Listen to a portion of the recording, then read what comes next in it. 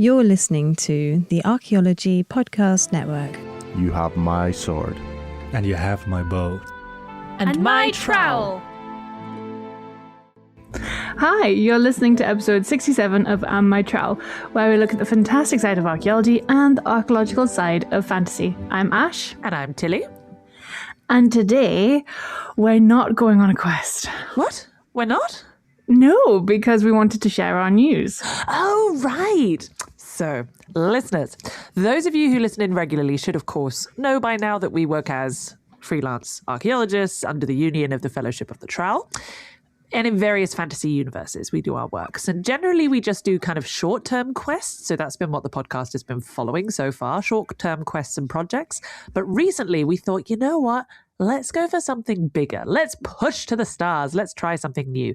And I'm very excited to announce that our proposal has been awarded, which means that we have a funding grant from the Nextian Universe Research Institute that will allow us to do an in-depth archaeological survey of multiple fantasy universes in a much longer-term project. Woo! Which means that rather than, flitting around between short-term contracts, we've been doing what we've been doing for the last 2 years now.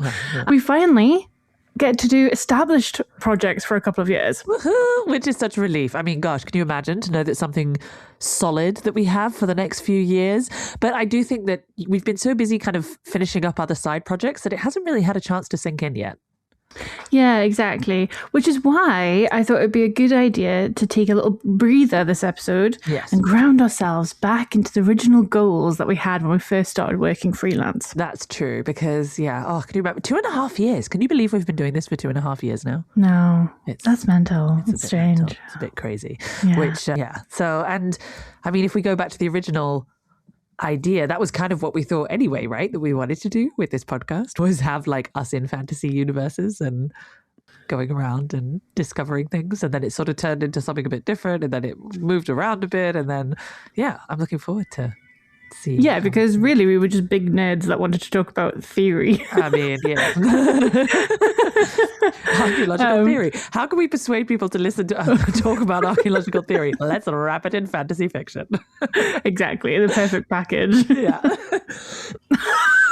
Oh, sorry. This is really, I don't know what it is. It's got like I've got a thing in the back of my throat, I think.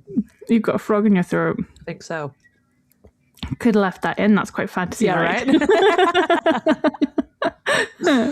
Rachel, we'll leave it up to you if you want to leave that in. But then we have to disclaimer who Rachel is. True, in case you decide to leave it in. Rachel, we should do that anyway. We should do like a bit of a shout out to our wonderful APN team. So, obviously Ash, by the way, is the producer for the Archaeology Podcast Network. The exec. What's your title? Lead producer. Lead producer. Very fancy. So she's the one that makes sure everything goes out on time and everything's where it should be. Luckily, our podcast never has any issues. So no, never. We're right on time. And then we have Chris and Tristan, who are the Archaeology Podcast Network founders. So they are the ones who keep us all in line and make sure that we're doing the things we're supposed to be doing and come up with all the big ideas and all that kind of stuff. Mm-hmm. And then Rachel is, I think, probably the hardest worker on the Archaeology Podcast Network. Absolutely. She has the biggest job, who is our editor. So usually it's cut out because she does an excellent job of editing, but whenever we make any mistakes, not that we make any mistakes, of course, in our podcast. Never. There's never, ever like a swear word or a mispronunciation or anything like that. Never. Never. But we have little keywords that we leave within the text so that she knows where to go to cut out bits. So we usually say, sorry, Rachel.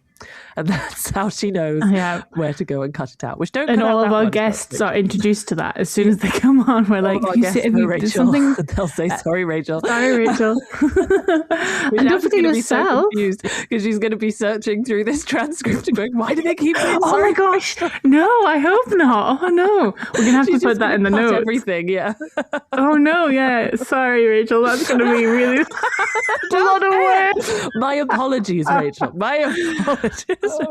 We can't even say our name. We're going to have to say editor. My apologies, editor, chief editor. Yeah. And don't forget yourself, Tilly. Tilly is also a social media manager.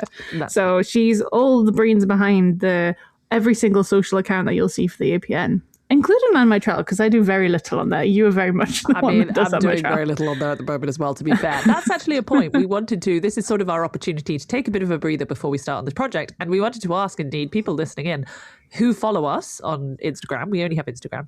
What kind of thing would you like to see on there? At the moment, we basically just publish when we do episodes and who our guests are. But, if you have any ideas or thoughts, then feel free to share them with us. One of the problems with podcasts is that sometimes you feel like you're just talking into the void because people listen, but they don't You don't get feedback. respond. Yeah. Yeah. So feedback's nice. So feel free to share feedback. Yeah, Yes. you know us, but we don't know you. We don't Let us know you. We know some of you, to be fair. Some of you. Shout out to Medusa. Yeah. Who is, I think, our top fan.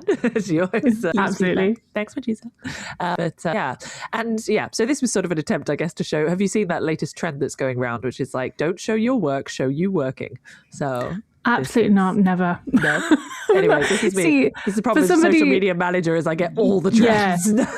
No, for someone who should be looking at social media trends, I really don't. And I don't really engage with it. And that's probably why I don't grow in followers at all. Because I don't want to see, nobody wants to see my face. I don't want to see your face. Oh, Ash. thanks Of course very we much. want to see your No, nobody wants to see that, man. face. Oh, well, Definitely. apart from I don't know. Well, I'm usually covered in wax because I've got a candle business, by the way. So Disclaimer. wait.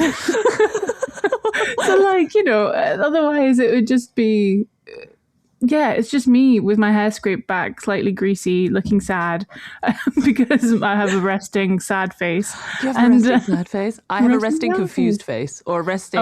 No, what do I call it? Resting gormless face. So I look, because I have a terminally blocked nose, which is just due to allergies and anything, and it means that I breathe through my mouth a lot, which is probably why people listening to this podcast. Sorry, Rachel again. No, apologies, editor, who has to edit out all of my horrendous background mouth breathing. But it means that when I'm just resting, then my mouth is usually slightly open, and I'm usually frowning, and I'm usually just going like, You're working a lot. You're concentrating. That's what. Yeah. So anyway, this was a little bit of a tidbit, a little bit of a behind the scenes of what actually happens here at My Trial, here on the Archaeology Podcast Network. So even though, of course, it sounds like this is easy, and, we make it look so easy and so good, there's a lot of work that goes into it. There's a lot of work behind the scenes that happens once we've actually recorded. And of course, recording, we usually do, even though sometimes it might not sound like it, but we do some research before we start. We do. I think it's the biggest research of my life. And sometimes you go down real rabbit holes. Yeah, I get real worried that I'm going to get it wrong as well. And I think we're both kind of perfectionists in that way. So we're like, we need to make sure that this is correct. Wait, how do you pronounce the Star Wars episodes? We were so concerned about how to pronounce certain words. Was it Twi'lek? Twi'lek or Twi'lek. Or yeah. We couldn't, and we didn't even mention it. And then we didn't even talk about it. Yeah, we had a whole 15-minute conversation before we started recording about okay, how would you say this? Let's look it up. And we were looking up in Star Wars, what was it called? Wikipedia. About pronunciation of different things and all this kind of stuff. And we found, anyway. So yes, a lot of work goes into these episodes. Maybe a lot of pointless work. Yeah, exactly. But it's also just a way for us to, as Ash said earlier, engage with our nerdiness, because we are both professional archaeologists by training, even though we've sort of diverged slightly in some ways from Which our most original. Archaeologists do, I feel. Yeah, right. I think there's very few archaeologists that remain in a very solid path the whole time. There's so many different twists and turns that you can take. But we are also big readers of fantasy fiction, and that's how we got into this. Which I'm just curious, what has studying archaeology, do you think? Because we are also part of the Archaeo Book Club, which we used to have a podcast on the APN, but we had to stop because we were all just very busy. But the book club itself is still going strong. We'll put a link in the notes so you can check that out if you want to. But the aim of the Archaeo Book Club is basically to see how archaeology is depicted in fantasy fiction, or archaeological themes and things not fantasy fiction, sorry, fiction and non-fiction, but more popular readings. rather than like academic texts. And so it's like archaeology and archaeology themes. And we notice that there's sometimes where there's a book that like you'll have read when you're a child or when you're younger or whatever, that you're like, oh, this is such a great book. But then when you read it with a really critical lens from an archaeological perspective, it's like, oh my gosh, this is awful. Like, this is a terrible bad representation.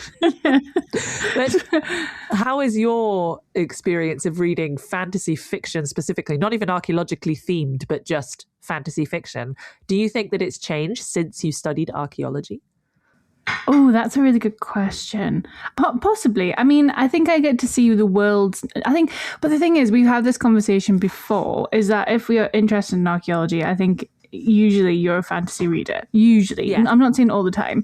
And it's because you like to construct worlds in your mind. Like you like the storytelling aspect of it. And that is it. If you're on the ground in archaeology and you're digging and stuff, you're interpreting the site as you go. So when you're reading, you're kind of doing that as well. You're picking up all these little cues that the author has put in to tell you what the world is like. So I think it goes hand in hand in many ways.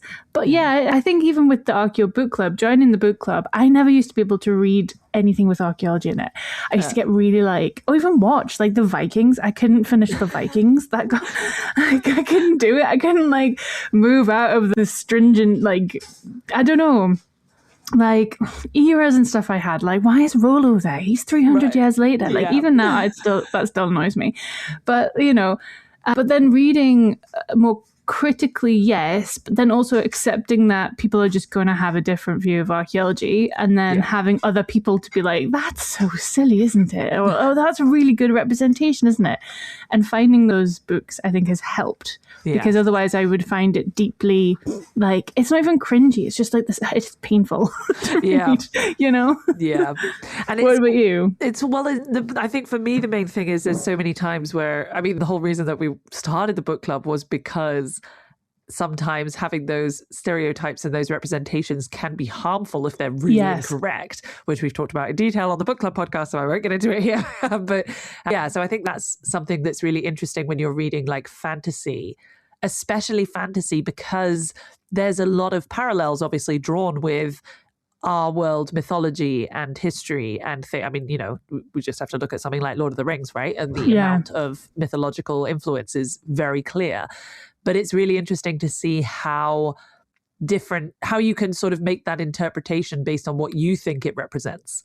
Because, I mean, so something, for example, that I think it was you sent it, I can't remember if you sent it to me or I sent it to you, but it popped up in someone's feed, that reel, and we'll put it in the show notes because it was just a very quick clip from a podcast, I think, on the BBC, that was someone talking about a Russian version of Lord of the Rings. Yes! And how it was basically the same rough story, but told from the perspective of like, it's the West coming in and what's the word? Demolishing this really nicely structured like industrial society, which is Mordor, and because it was written from the Russian perspective, and so it was which also just I think goes to show that even if you have like something that is written down like a fantasy universe, and also even if you have something that's like written in stone, like archaeological evidence, it can still always be interpreted in such different ways. So, absolutely, yeah. And I think that's a nice way to look at it through fantasy fiction as well, because you sort of think of archaeology as like, no, but it's a science, there's like evidence and there's facts. And it's like, well, fantasy fiction is words on a page. And yet we all accept that everyone interprets it in different ways and everyone has their own experiences that they take away from it. So what's to say that's not the same with archaeology as well? Well, precisely. I mean, English literature wouldn't be a thing as a study. Yeah. If we all were like, oh, that's exactly what that says.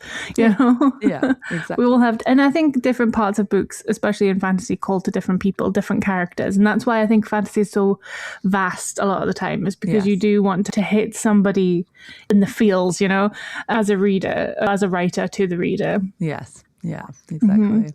Oh, but yeah. And out of curiosity, I mean, we've done a couple of little surveys, archaeological surveys of various universes. But if you could be an archaeologist in any fantasy world, in any fantasy, either a book or a universe or a like specific story, which one would you pick? Oh, I think it changes constantly. I really do think it does, because I'm pretty sure when I last said this, I was immediately like, obviously, it's Lord of the Rings. Yeah.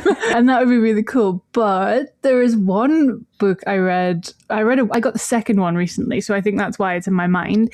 And it's Ruby Dixon's book, and it's called Bull Moon Rising, right? Mm. Now, it's a world where there's like minotaurs and humans and lots of different creatures and fun things. But there's this like artifactual guild, right? So actually she's an archaeologist, but she never calls it an archaeologist. It's very like overly done fantasy in many ways. Okay. But there's an artifactual guild where basically it's the power struggles between the traditional antiquarian, right? And a woman that comes in and who is like, no, I want to be an artifact finder. And so they actually mine for artifacts, and they have like different tunnels, and the minotaurs are the ones that guide them around, because obviously minotaurs and tunnels go hand in hand. I mean, yes. Yeah. And I was like, that would be so fun. Yeah, right. Like, that would be really interesting to see in a different way. Like, you're basically excavating a cave and finding relics, magical relics all the time. And you have like teams, and the teams within it get like higher rewards. And I know it's kind of saying that archaeologists have lots of money, which we definitely don't. We're all very poor. Despite, all those books where it's like, we found the biggest artifact in the world. Yeah, right. Because, that was, I think, the worst one from that one book we read, but they were like, oh yeah, because then they can sell the artifact. It's like, that's not what archaeologists do. Not what we do. Don't get to keep the artifact. We're not allowed. Even if we find something, we can't even go to treasure trove and be like, hey, we just have to can you give me like £1 million? Yeah. So completely different. But yeah, I think right now I would probably choose the Bull Moon Rising world that Ruby Dixon created, because it was so fun, and I think you'd love it because it's very Amelia Peabody. It's on my list. It's really good to look up. What about you? What would you choose? Well, I mean, obviously, where my mind first goes to. Discworld. I've never heard of it. No? Oh, remind me to tell you about it later. But one of the things, actually, it's funny, when I was preparing for this episode and I was trying to think of, what's the research institute that's going to grant us this funding? And I thought of the Thursday Next series written by Jasper Fforde, where it's set in like alternate universe kind of thing. And what I find really fascinating about it is that they have like dodos and Neanderthals and things are still around and still just like part of society. So she has, for example, a pet dodo, and then there's like Neanderthals who drive the trains and like all of this sort of stuff. And I think that would be, it's like a different kind of archaeology, right? But it's sort of the physical anthropology and cultural anthropology almost combined, because you could be looking at it almost as like an ethnographic study, but it's of different human species and how they interact. And I think that would be really fascinating to do. That would be very cool. And it also calls to almost the primatologist in you as well, doesn't it? It does. Anyway, I can try and wrangle in that primatology and that archaeology. It's always funny when I'm talking to Tilly, because she's like, do you know, I've just got loads of like sheep skulls that I need to boil. You're like, all right, cool.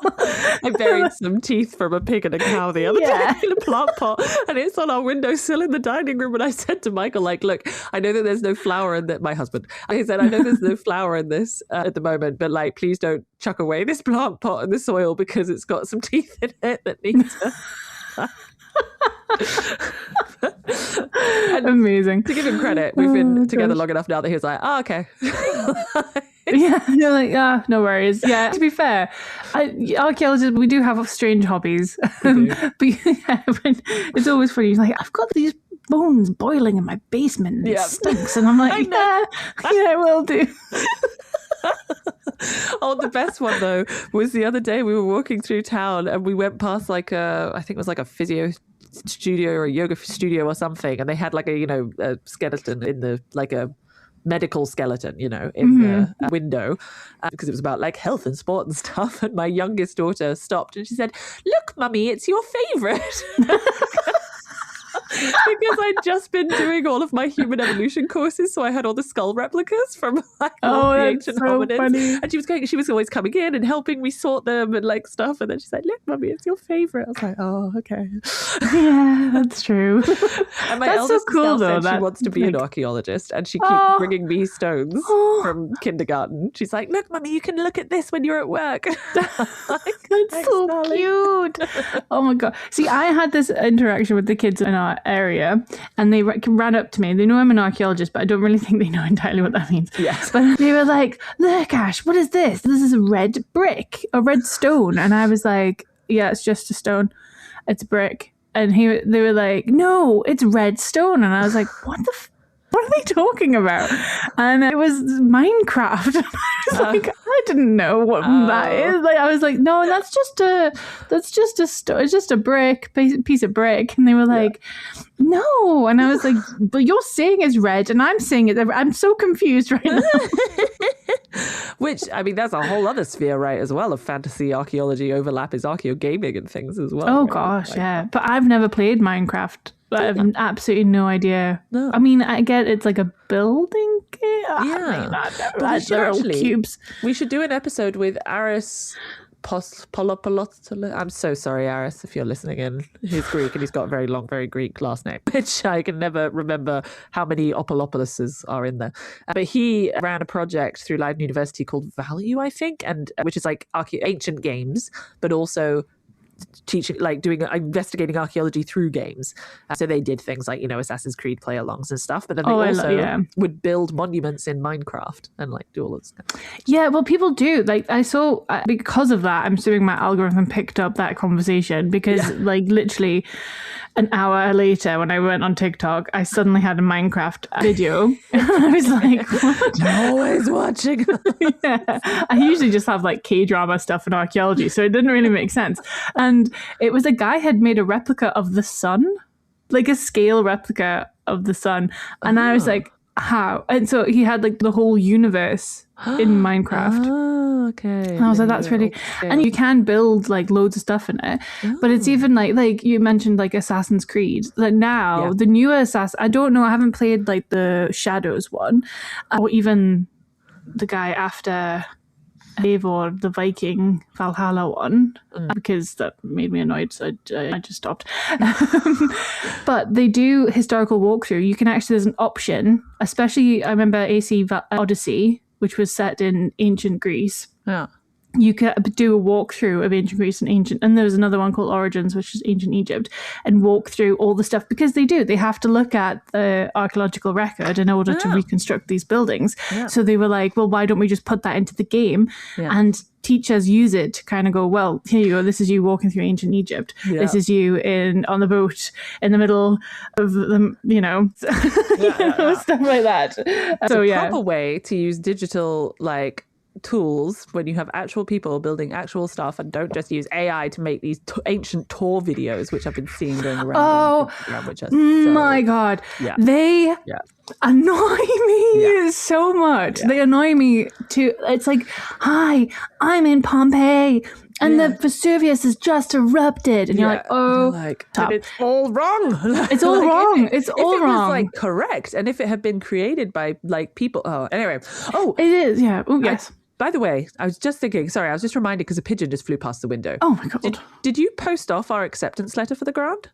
No, I thought you were doing that. Shoot. Okay, hang on. Let's have a quick break while I go and catch that pigeon and send it off. And the letter's sent off? Yes. Luckily, the pigeon had just had lunch, so it was very easy to catch. It was moving quite slowly. So, okay, now we have officially accepted the grant. Yay! Fantastic. So I think we should talk a little bit about what the project will actually entail. Yes, that's true, because we've already done a couple of little sort of, I guess, teasers of it. In what did we do? We did the Archaeology of The Witcher. We did. Good fun, like a double episode. And obviously Archaeology the Archaeology of Discworld. We're last episodes with the Archaeology of Star Wars. And yeah, we just had a lot of fun with them. Like we did. We really enjoyed them. Yeah.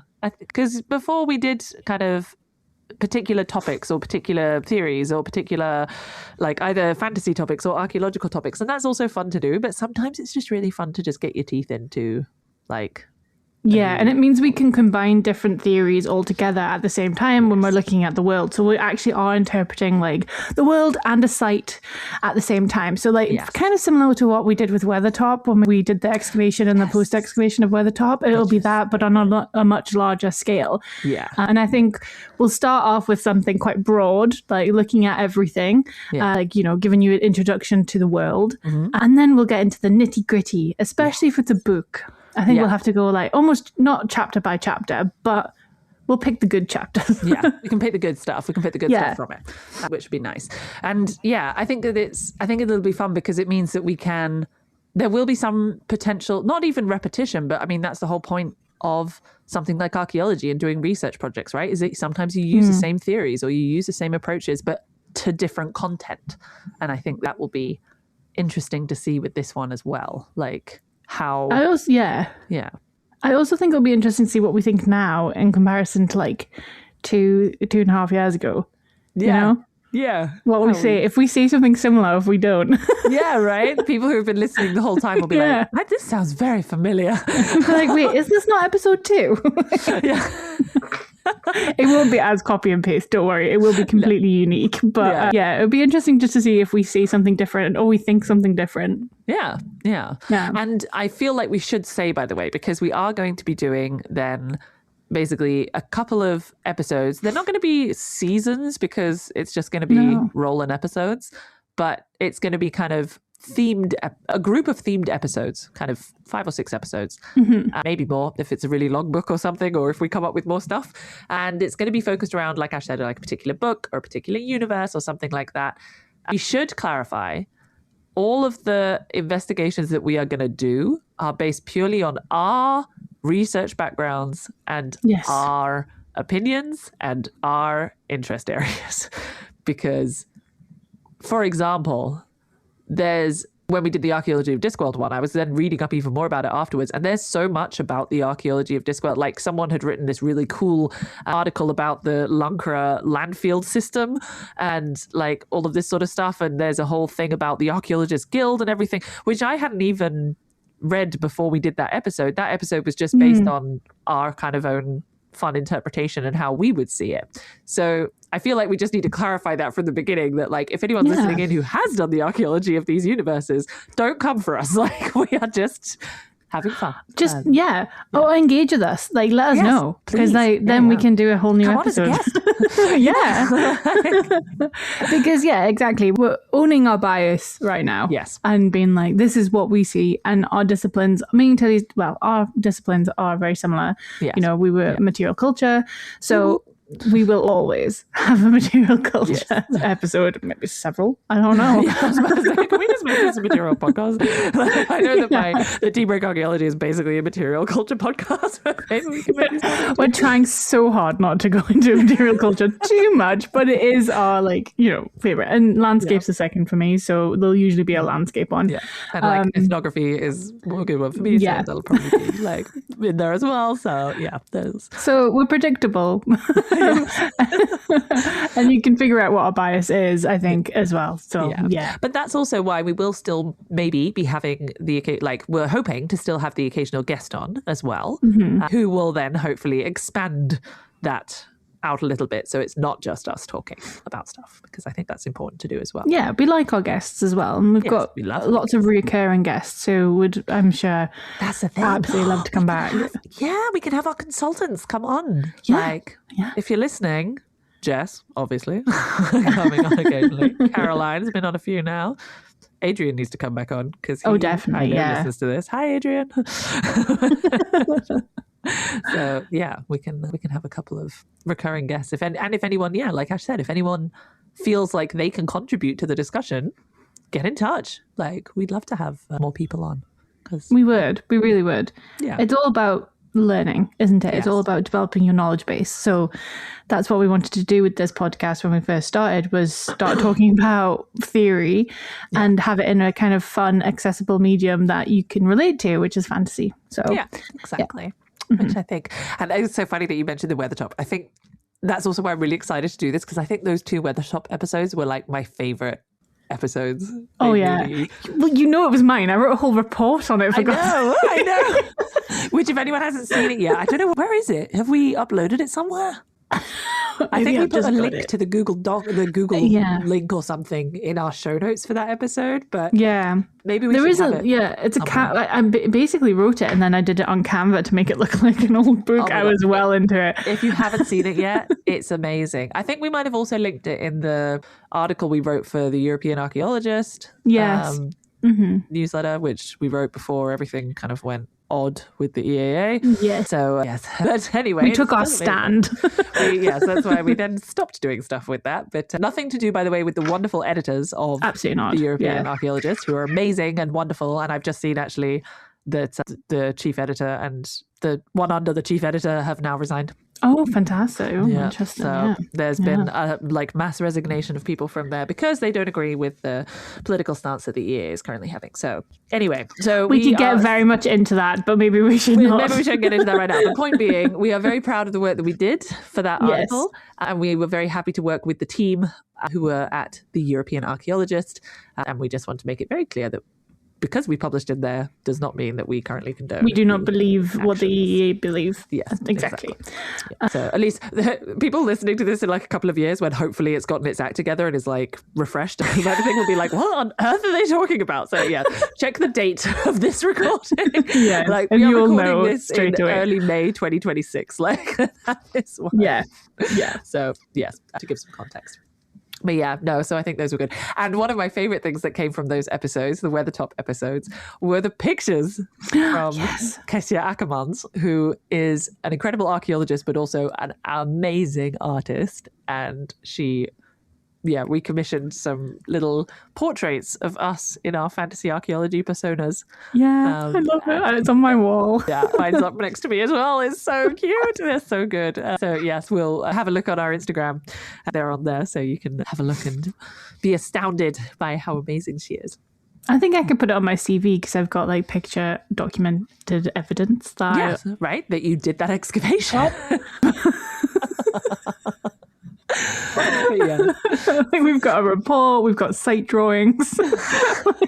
I mean, honestly, that is like a proper, and it's a proper report. Like I had to stop myself doing section drawings. I was like, Ashley, stop. She was messaging me going, but Tilly, I'm not sure it's ready yet because the section like areas aren't consistent, like with the thingy, like they don't make sense. And I'm like, Ash, this is a fantasy podcast thing that we're doing for fun, unpaid, in our free time. Don't worry about the section consistency. Nobody will worry about. I don't have the levels. She was like, stop. Yes, that's right. And she messaged me. I think you messaged me at like 11:30 at night or something, going, "I'm just finishing it up now, but I've noticed that this is done, so I'll have to do more tomorrow." I was going, "Ash, get off the computer." Oh god, it was so fun though. I really did enjoy it. I still have the I measured out on the maps that you have. Loads of people do Lord of the Rings maps, so I measured out and then did to scale the plan drawing, and I still have the actual drawing, and then I digitized it. Yeah. Did a key, got everything, so basically what I used to do, I was like, I'm going to do this for Lord of the Rings. And it's funny because where I live, there's actually a mountain. I don't even know what its name is because me and my friend refer to it as Weathertop because it literally looks like Weathertop. It's like a little extinct volcano and it's got this kind of plateau on it. And I'm always like, every time I go past it, I'm like, I've excavated that. You should take a picture of it the next time you go past and pop it on. Yeah, I should. It just sits there and it just looks like Weathertop. It's very cool. Maybe we can also do some then when we're doing this big project, moving forward. We'll do obviously some like more theoretical episodes and like looking at the material culture and the landscape and things like that. But then we could also maybe do some excavations. Yes. Oh my God. I'll write reports. Right? Yeah. We could do more excavation reports. We're going to have to just create a whole new section of the Archaeology Podcast Network website. Or maybe we can start a blog. Oh, yeah. An my trowel blog. Because we have an Archaeology Podcast Network blog, but that's different. Do. But maybe we can start a blog for Am My Trowel on like, I don't know, Substack or something. And we could do a Substack. That would be quite. Would you be interested in us doing a Substack? If people are interested in looking at fantasy archaeological reports and various other things. So it would be kind of they'd be fun, obviously, but I think we would try to make them as kind of official as possible. So it would be kind of it would have our fun. seal. Yeah. Set. Like the alternate universe, which would also be interesting for those of you who are not involved in archaeology to see what an archaeological report looks like. But then it might be a bit more fun because you'll know the site, or you'll know the universe, or you'll know the world that like we're talking about. So then that might help in sort of interpreting it and understanding what we're talking about. We're basically LARPing as archaeologists, but we also are archaeologists. It's like a D&D campaign. It really is. Yeah, live archaeological roleplay. Yeah. LARP. Yeah. Oh my That's God. what LARP means, right? That's hilarious.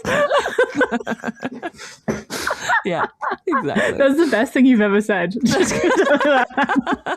I'll put that on my CV. Yeah. That was so quick. And that's actually another point we want to make, because we're going to talk about a little bit more again next episode. But we were doing some lives where we were doing something called Second Breakfast, where we were going through the chapters of The Hobbit, and we were doing kind of little archaeological interpretations. But we had thought that maybe it would be fun to do kind of mini D&D campaigns almost as like a live.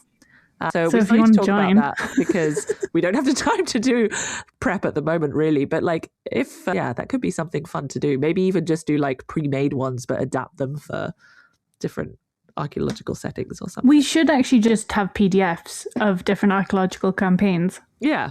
And then have them, or maybe we'll put them on the Substack, and then there's something that people can do as like a one-shot. Yeah, that would be cool. That would be cool. So yeah. So there you go. You're seeing this is also another part of Don't Show Your Work, Show You Working. This is basically how we chat brainstorming about stuff. We just have a brainstorming session and like, this would be fun. Yeah, this would be fun too. This would be fun as well. So how much time do you have this week? Yeah, none. No time. I have absolutely no time. But I will make time to create this random RPG for archaeology. So no, we can definitely come up with that. I think that'll be good. But well, I'm very much looking forward to starting this project. By the way, do you think we can claim expenses for dragon travel? I'm not sure the grant will stretch to that, Tilly. So I think we need to stick to horses. But I'm really allergic to horses. How about a griffin that's feathers? True, that'll work. There you go. Okay, sorted. Well, that's about it for this episode of Am I Trowel. We hope that you enjoyed this chat. It was a bit of a rambling chat. Apologies for that, but we thought we needed just a little bit of a breather and a little bit of a catch up in between everything and before we start our big project. So, as always, please do like, subscribe, follow wherever you get your podcasts. It really helps to support the show because it helps other people to find it, especially if you add reviews as well, which would be great. Do please get in contact with us as well. You can find all of our contact information in the show notes. If you're interested in hearing more archaeology content, make sure to check out the other shows on the Archaeology Podcast Network. I should also mention, we're going to start doing some more lives on the Archaeology Podcast Network. And one of the more regular lives that happens is Archaeo Gaming with Ash and Chris, who they do little various campaigns in various different games. At the moment, you've been doing carbon dating, right? Carbon dating. Yeah. Well, C4 dating. C4 dating. C14 dating. Yeah, C4. What the, I'm not blowing things up. C14 dating. C14 dating. So, so make sure to check that out. If you're a member, you can view that in your bonus section of the membership area of the APN website. All of the links and information of what we discussed today can be found in the show notes, as always. And watch out for our next episode in 2 weeks' time, when we're going to be preparing for our initial archaeological survey of The Hobbit. Thanks for listening to this podcast. The Archaeology Podcast Network's chief editor is Rachel Roden. Our executive producer is Ashley Airy. Our social media and newsletter coordinator is Matilda Siebrecht. The APN was founded by Chris Webster and Tristan Boyle on December 1st, 2014. We're supported by our amazing podcast hosts, many volunteers, and listeners like you. Check out membership at www.archpodnet.com/members. This has been a presentation of the Archaeology Podcast Network. Visit us on the web for show notes and other podcasts at www.archpodnet.com. Contact us at chris@archaeologypodcastnetwork.com.